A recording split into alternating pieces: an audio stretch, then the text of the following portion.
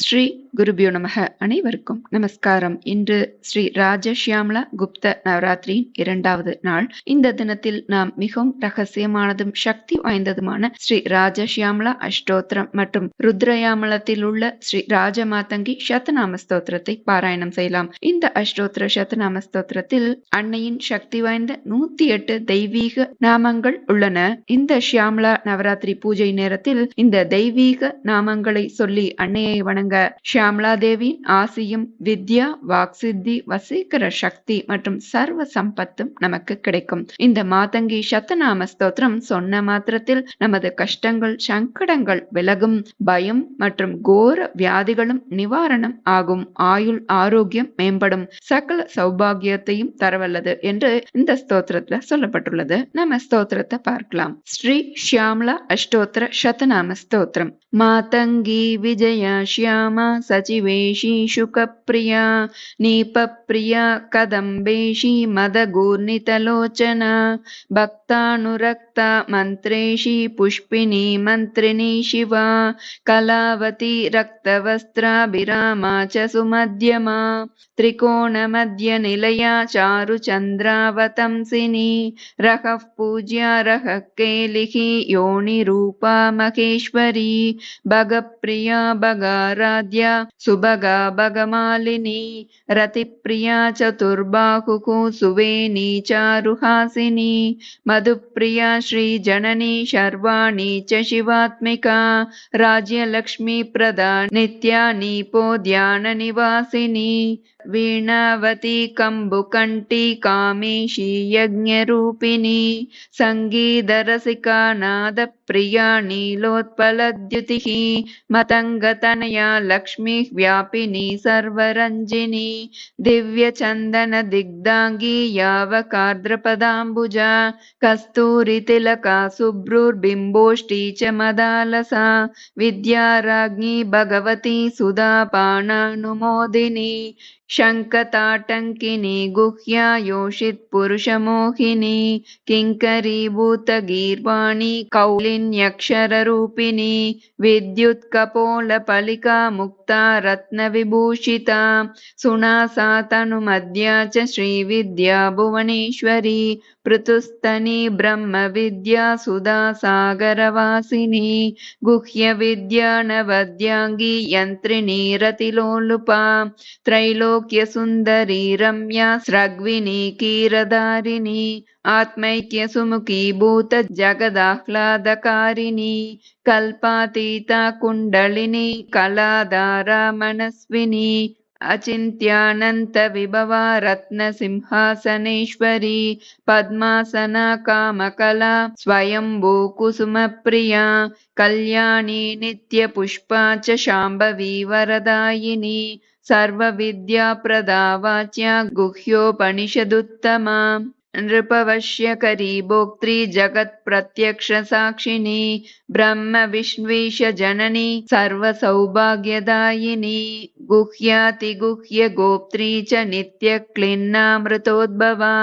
कैवल्यदात्री वशिनी सर्वसम्पत्प्रदायिनी श्यामलाया नाम शतं साष्टकं पठतो वशे श्रीकीर्तेर्वाक्पटुत्वं च विद्वत्सम्माननं जयः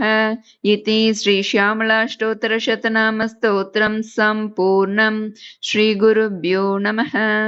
श्री मातंगी अष्टोत्तर शतनाम स्तोत्रम्. श्री भैरवी उवाच भगवन् श्रोतुमिच्छामि मातङ्ग्या शतनामकम् यद्गुह्यं सर्वतन्त्रेषु केनापि न प्रकाशितम्. श्री भैरव उवाच शृणु देवि प्रवक्ष्यामि रहस्यातिरहस्यकम् नाक्येयं यत्र कुत्रापि पठनीयं परात्परम् यस्यैकवारपठनात् सर्वे विघ्ना उपद्रवाः नश्यन्ति तत्क्षणात् देवी वह्निना तूलराशिवत् प्रसन्ना जायते देवी मातङ्गी चास्य पाठतः सहस्रनाम पठने यत्फलं परिकीर्तितं तत्कोटिगुणितं देवी नामाष्टशतकं शुभम् अस्य श्रीमातङ्ग्यष्टोत्तरशतनामस्तोत्रस्य भगवान् मातङ्गऋषिः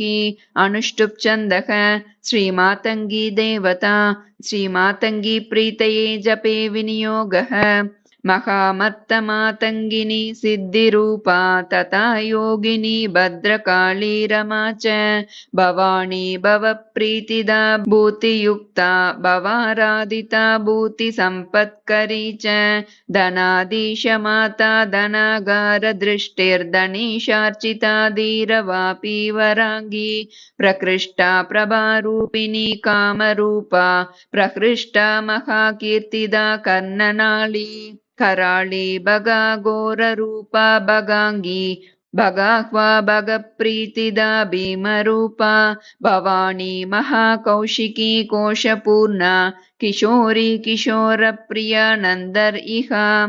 महाकारणा कारणा कर्मशीला कपाली प्रसिद्धा महासिद्धकण्डा मकारप्रिया मानरूपा महेशी मलोल्लासिनी लास्य लीलालयाङ्गी क्षमा क्षेमशीला क्षपाकारिणी चाक्षयप्रीतिदा भूतियुक्ता भवानी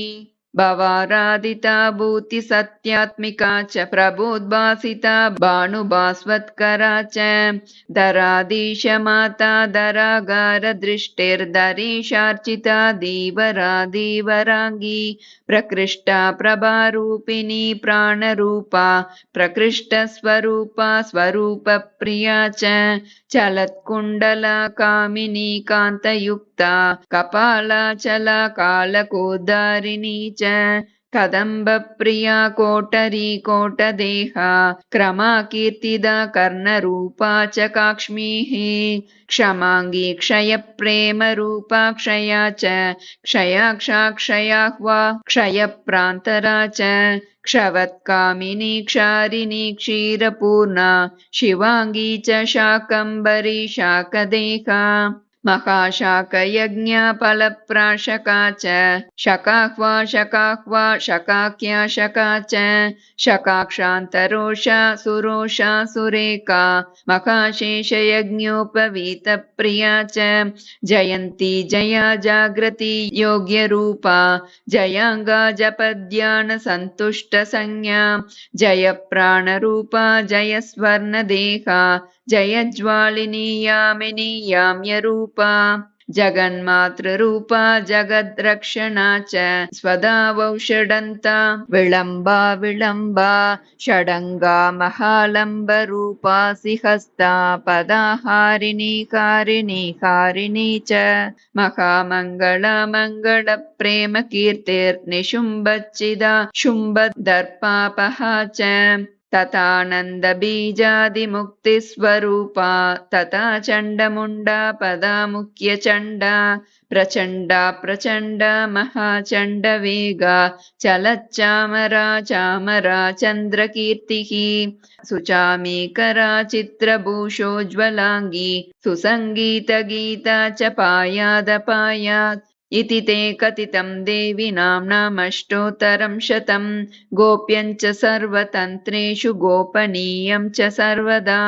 एतस्य सतताभ्यासात् साक्षात् देवो महेश्वरः त्रिसन्ध्यं च महाभक्त्या पठनीयं सुखोदयं न तस्य दुष्करं किञ्चित् जायते स्पर्शतक्षणात् सुकृतं यत्तदेवाप्तं तस्मादावर्तयेत् सदा सदैव सन्निधौ तस्य देवी वसति सादरम् अयोगायेत एवाग्रे सुयोगाश्च भवन्ति वै तयेव मित्रभूताश्च भवन्ति तत्प्रसादतः विषाणिनोपसर्पन्ति व्याधयो न स्पृशन्ति तान् लूता विस्फोटका सर्वे शमं यान्ति च तत्क्षणात् जरापलितनिर्मुक्तः कल्पजीवी भवेन्नरः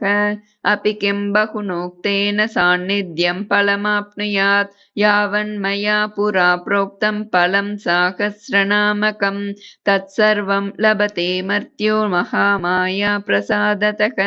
इति श्रीरुद्रयामले श्रीमातङ्गी शतनामस्तोत्रं सम्पूर्णं। श्रीगुरुभ्यो नमः।